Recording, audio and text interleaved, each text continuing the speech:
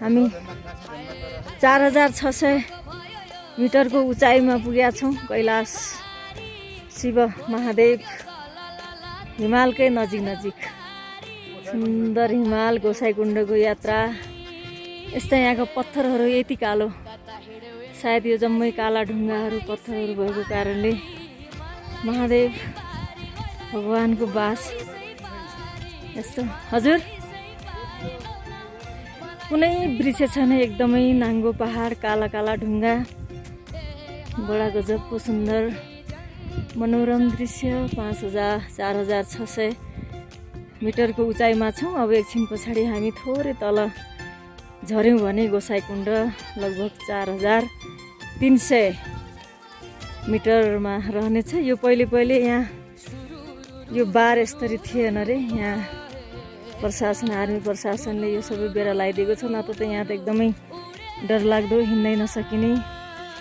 कालीकोट जिल्ला पछाडि मैले यति ठुला नाङ्गो पहाड, यति ठुला ढुङ्गाको पहाड पहिलोपटक यो ठाउँमा पनि देख्न पाइयो। हामी गोसाइकुण्डको सुन्दर यात्रामा छौँ।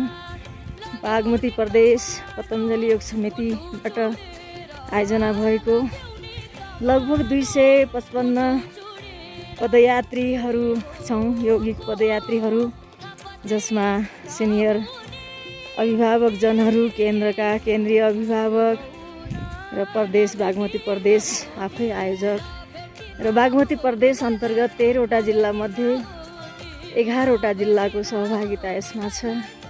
विभिन्न उमेर समूहका दाजुभाइ दिदीबहिनीहरूले यसमा सहभागिता जनाउनु भएको छ। कोही घोडामा चढेर, कोही पैदल, अनेक तरिकाले जसोतसो हिँडेर उहाँहरू पुगिराख्नु भएको छ। यहाँको बासिन्दाहरूलाई सोद्धाखेरि वर्षको 2-3 जना यहाँबाट दुर्घटना भएर मृत्यु हुने गर्दथ्यो अरे। त्यस पछाडि आर्मीहरूले यसरी यो बेरा लगाइदिएर यहाँको गाउँपालिकालाई हस्तान्तरण गरेको रहेछ। यति कार्यले मात्रै पनि धेरै सहज बनाइदिएको छ यो यात्रालाई।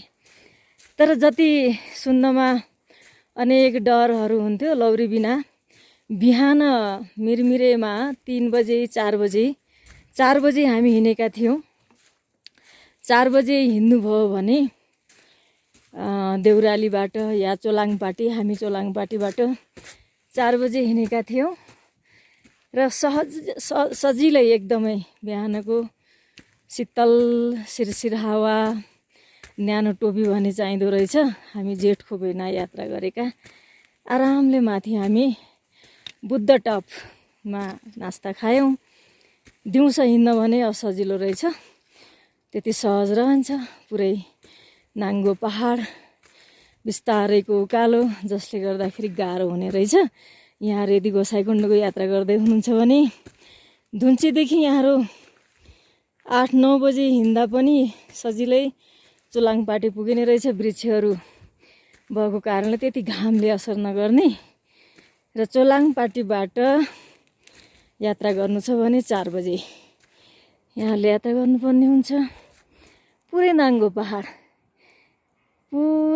पहाड, चोलाङपाटीभन्दा माथिबाट लौरी बिनाको उकालो, र त्योभन्दा माथि पनि कहीँ वृक्षहरू देख्न पाइएन। फोटो खिचिराख्नु भएको छ। हस्, धन्यवाद।